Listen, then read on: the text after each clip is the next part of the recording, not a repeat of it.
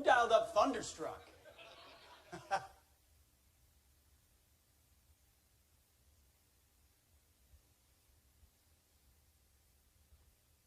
Have become SOP. Warriors in the profession of arms. Others chose to be doctors and lawyers and other honorable professions. You chose to be leaders. Leaders of men, leaders of our best men and women. It's an honor to stand today among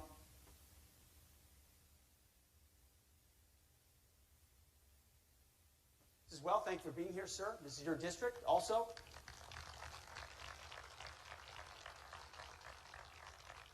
And just amongst senior leaders, so many accomplished warriors, so many people who have given so much to this great nation.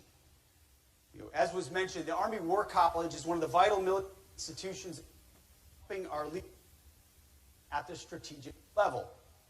I want to thank everyone here that's a part, and the staff support.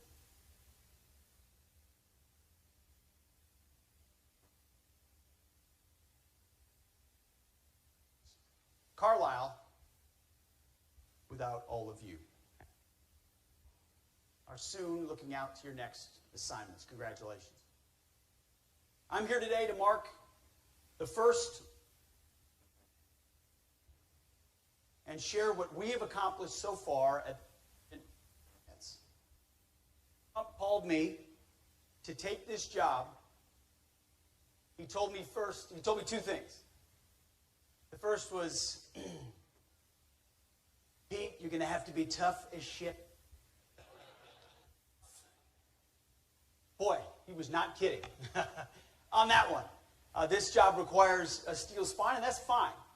We're doing the work of the American people and the American warfighter. But second, the president said to me, I want you to restore the warrior ethos of our military, full stop. And so that is exactly what I have set about to do all 100 days. Fighting for you is the privilege of a lifetime, a deployment of a lifetime. And from day one, and each 100 of those days, our overriding objectives have been clear. Restoring the warrior ethos, rebuilding our military, and reestablishing deterrence. Restoring the warrior ethos is the most fundamental of those three. Everything starts and ends with warriors in training and on the battlefield. We are leaving wokeness and weakness behind and refocusing on lethality, meritocracy, accountability, standards, and readiness. One of the early actions we did was to commission a review of military standards, training standards, physical standards, gender-neutral standards for combat roles. To be the world's most lethal and effective fighting force, you have to set and maintain high standards for our men and women in uniform. High, equal, and unwavering. To be lethal, you have to trust that the warrior alongside you in battle, or the troops fighting in the unit that many of you will lead, are capable, truly physically capable of doing what is necessary under fire. They need to be fit, not fat. Sharp, not shabby. Especially our leaders. And that's why we're reviewing how the department has maintained standards in the past, especially the last 4 years, and whether those standards have dropped, formally or informally. We're also welcoming back former service members who were wrongly forced to leave the military. More than 8,700 service members were involuntarily separated for not taking an experimental COVID-19 vaccine. Others were more informally pushed out or decided to get out. We are welcoming actively back those warriors of conscience. We've sent letters out. We're seeking them out. We want them back. They never should have been forced to come back quickly. Personnel and Readiness Department is working in real time to make that process more and more efficient, more and more direct every single day. And as we welcome those warriors back, we've said goodbye to the harmful effects, culture, and inclusion programs. We're AI content, eliminating quotas, and promotions are based on performance, not immutable characteristics. DE at DOD. Based individual initiative, excellence, and hard work. We're also working hard to protect command climate. We're going to be reviewing IG and EO processes that too often are weaponized against commanders in formations.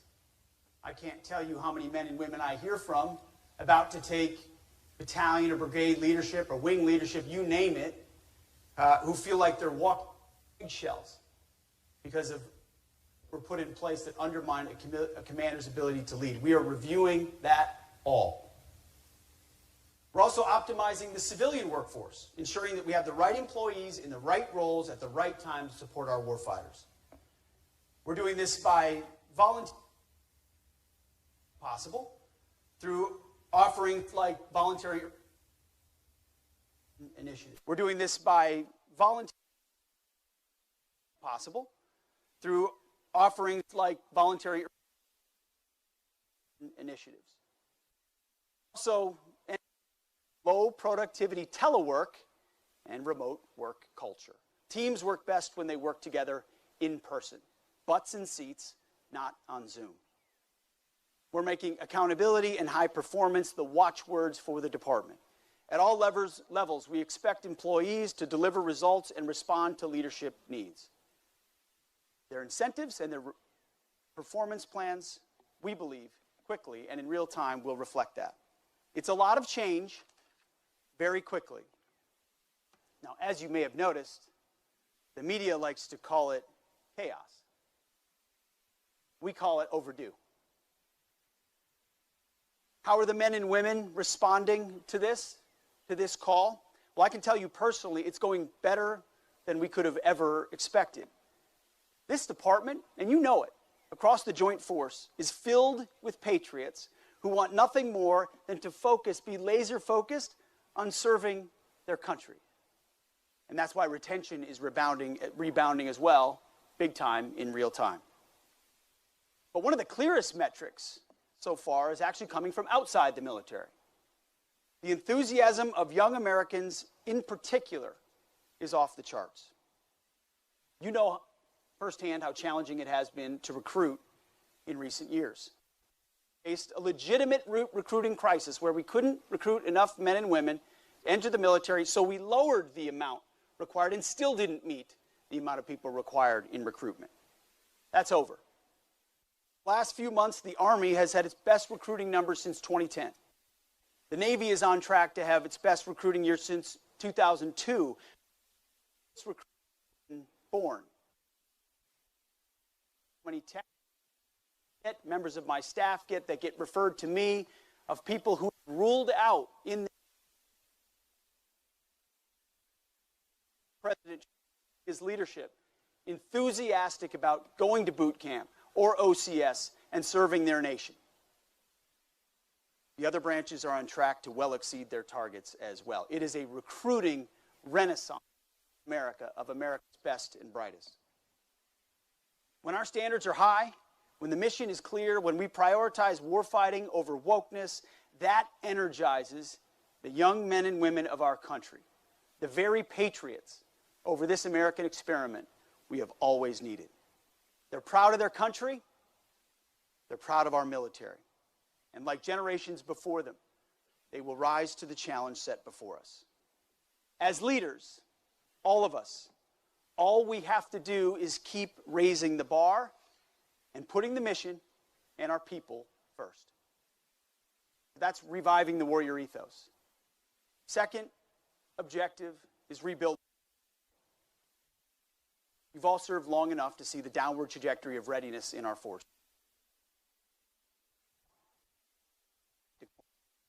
And that well underway just 100 days in. He has declared and delivered on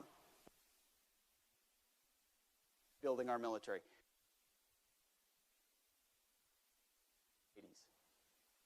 Our goal is to put the best systems in the hands of warfighters to ensure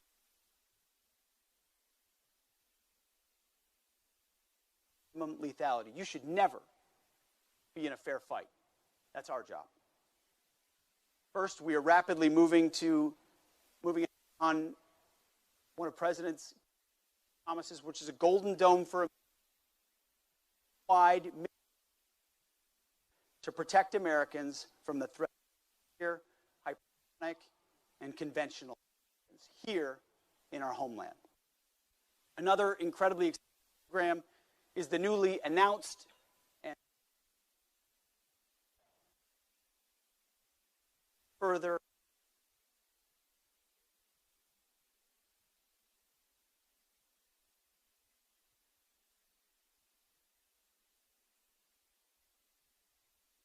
who benefit from the projection of power now. Allies, we're not going anywhere. And to our enemies, able to project power around the globe for decades to come. These investments are not just in Golden Dome and F-47. Historic investments in the border, hypersonics, in long-range drones, in shipbuilding, in modernization, you name it.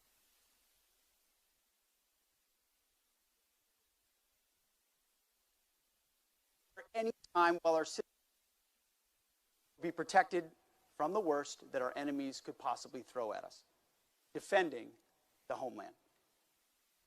Just these marquee programs. We've been assessing the department from top to bottom to ensure that we're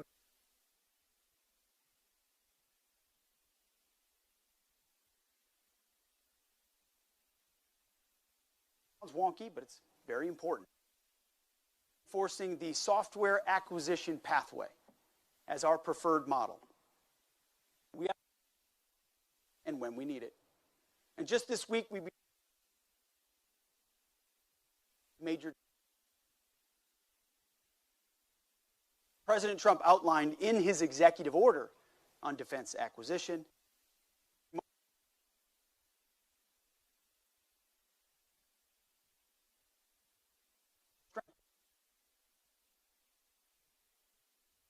the last 4 years. Munitions war room and expand critical mineral production, including rare earth elements, heavy rare earth elements, light rare earth elements, all the things we need that need to be made at home or by our allies and partners. And President Trump has created a building, not at the department, but in the White House, to restore our maritime industrial base. Military more efficient. Meeting the warfighters' needs in the most cost-effective manner and reallocating savings to our most mission-critical areas. That's why we went through an exercise of finding 8% reductions across services. Of course, the media ran with it and called them cuts. No, this is how you plan and prioritize, is you look where you can do more with less, and you shift out old priorities and move in new. Maximum efficiency, focusing on what you need now and in the future. Through our partnership with the Department of Government Efficiency, or DOGE, earlier this month we identified $5.1 billion in savings, and that's just the beginning. We're ending contracts for business process consulting, enterprise cloud IT services, and duplicative IT services. Massive contracts that no one ever looks at, where people push a lot of paper and make a lot of PowerPoints and give a lot of consulting. Fighters.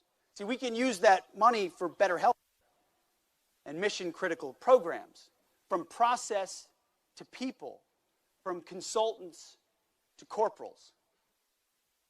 The bottom line is force for the challenge.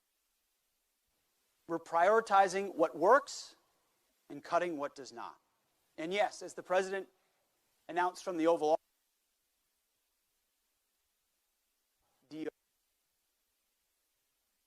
What's the reason that the previous administration left?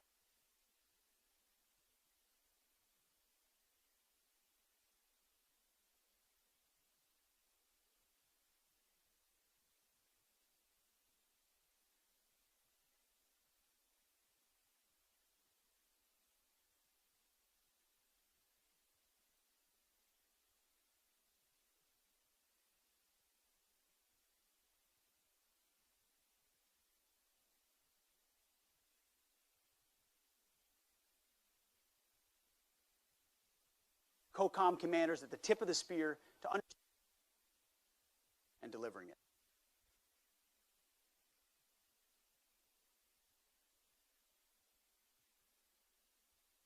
Have the most advanced weapons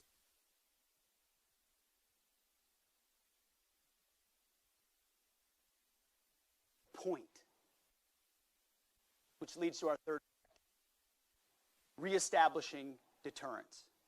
After 4 years of deferred maintenance under the Biden, most importantly, and you saw it from Joint Chiefs, Raising Cane, our borders first. After decades of securing other people's borders in far-off places, ours. After a reckless invasion of over 20 million people, and we have no idea the end. They urged posture, update our military plan at DoD to protect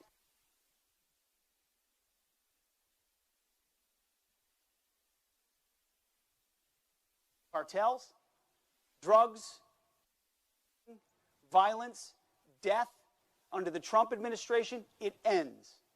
Under this Defense Department, we get 100% operational control of our. We started one, we'll continue through.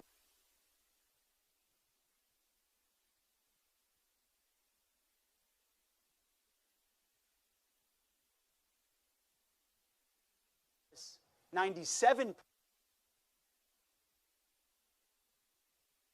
border crossings compared to the same period in 2024. Monthly encounters dropped from 250,000 encounters, most of which are false asylum claims. You also have the known gotaways and the unknown gotaways, so it's much higher than 250,000. You don't know where most of these people are coming from. Now to the trickle of a few thousands, most of which we're interdicting and engaging because of our force posture on the border in real time. It starts with people, it moves to infrastructure and surveillance. And our American troops, you should see their morale on the border. It's incredible when you're defending your own homeland with robust and sufficient assets, and you are able to interdict, changes the whole game. We just designated a trial area for a new national defense area, where our troops now, instead of just looking at the border with binoculars and wondering who that person is and hoping CBP interdicts them, can now temporarily take action to temporarily detain those folks and hand them over to CBP because of that authorized zone. It's a sea change from the open season that was the previous administration. But not just here at home. In 3 of the most strategically important regions in the world, we are increasing allied burden sharing while we increase deterrence. America first doesn't mean America alone. It means we expect our allies to step up, to be true force multipliers for freedom. This approach ensures we achieve peace through strength. First, in Europe, our allies are finally, thanks to President Trump in the first administration, and again in these first 100 days, following America's call for European leadership and ownership of continental security. We've transferred U.S. leadership of the Ukraine Defense Contact Group to the UK and to Germany. We've obtained commitments from Poland, one of many model allies, the Baltics, to spend 5% of their GDP on defense. We've made the same call to other allies. 2% is not enough considering the threats you face. 3%, 4%, 5%. Progress with major European powers who are setting initial targets, even to one I spoke to just this morning, to increase their defense spending. The time of the United States, here in Pennsylvania, here in our country, being the sole guarantor of European security has passed. It's long overdue. Europe has to step up military and lead. NATO.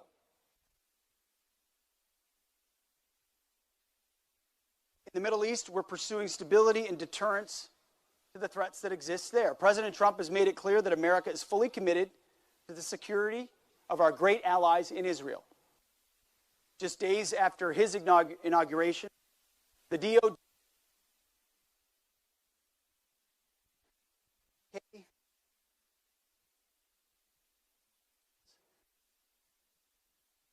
blocked the defense.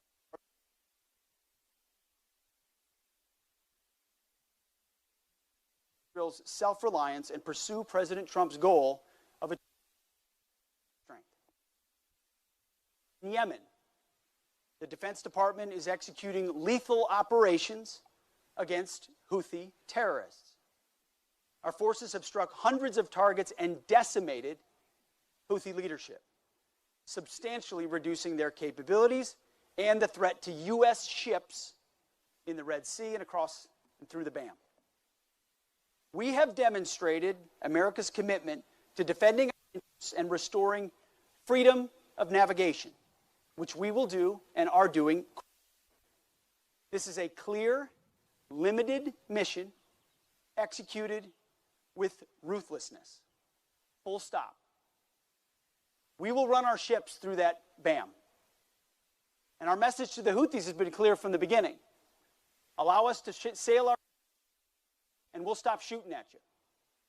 Until then, you're going to feel the pain. And I'll tell you, the Houthis are feeling the pain.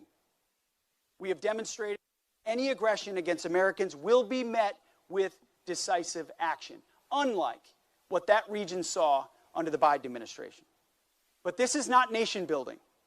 This is not land wars. This is not endless wars. This is not regime change. This is clear-eyed American national interests, decisively and overwhelmingly. Third, and most importantly, we are deterring communist China in the Indo-Pacific and around the world. To deliver peace in this region, we're delivering a more forward regional force posture. We're supporting allies and partners. Allies and partners are our force multipliers as they strengthen their own capabilities, including in Taiwan. We're also connecting U.S. allies and partners to and more resilient. And there will be a lot more of it. In fact, in March, I took my first trip to the Indo-Pacific as secretary. The first trip to Guam in 20 years from a defense secretary. I traveled to the Philippines to meet with President Marcos and his Secretary of National Defense. We reaffirmed the long-standing strength of the U.S.-Philippines alliance, a key piece in our strategy to deter and counter the communist Chinese. We also traveled to Japan on that same trip, and later on a trip that a few of you may have seen to Panama. At each stop, we announced new bilateral exercises, increased cooperation, foreign military sales deals, commitment to President Trump's vision of peace through strength. In the Philippines, we are deploying more advanced capabilities, including Nemesis anti-ship missiles. In Japan, we announced Phase 1 of upgrading U.S. Forces Japan into a full-blown Joint Forces headquarters. In Panama, we secured a framework for first of Panama Canal passage for U.S. military vessels and auxiliary vessels, as well as the additional presence of U.S. troops stationed through both sides of the Panama Canal. As I said then, and I will reaffirm today, the President pledged to take back the Panama Canal from Chinese influence. And with our partners, we're doing just that, right in our own backyard. At every step, we are carrying out our strategy to increase against. Before, in these places, when you meet with leaders who want to be with America, who believe in what America can do, have watched us when we're strong, they're making, in many cases and in many places, a binary choice. It is either by, with, and through the Americans or with the Communist Chinese. In the Indo-Pacific, around the world, but specifically in the Indo-Pacific and in our hemisphere, you can see it. You can see it in the eyes of allies and partners. You can see it in the influence underneath the surface. They want to be with us, but they need to see strength, and they need to see leadership. And that's what President Trump has provided in spades, not just in words, but in deeds, in action, and so as Europe shoulders more of the burden in continental security, that frees up resources for us to focus on countering the malign influence of the Communist Chinese where it matters most. Under the leadership of President Trump, the message to our adversaries in these first 100 days has been undeniably clear. America is back. At the Defense Department, that means no more distractions. No more social engineering, no more climate change worship, no more electric tanks, no more gender confusion, no more pronouns, no more excuses, no more quotas, no more woke bullshit that undermines commanders and command climates. We are laser focused on our mission of warfighting. We are colorblind, and we are merit-based. We're restoring the warrior ethos, rebuilding the military, and reestablishing deterrence. End, full stop. Enemy aggression will be met swiftly and harshly. We're beginning a new golden age of America and a golden age of national defense. We have a bumper crop of new recruits, new planes, new missile defense systems on the way, allies increasing their defense spending, and adversaries on their heels. Today, on this beautiful day, we have a brand new class, soon to be, Army War College students about to graduate. You, all of you, are the future of our military. You will lead these new recruits, eager, optimistic, young, ready, and soon to be trained. They will look to you. You will lead the brigades, the ships, the groups. You will execute our tactical, operational, and strategic objectives all around the globe. You will set the standard. We're counting on you. And I know that you will deliver at each and every step with distinction. God bless you. Godspeed to all of our warriors, and thank you for having me today. Appreciate it. Thank you.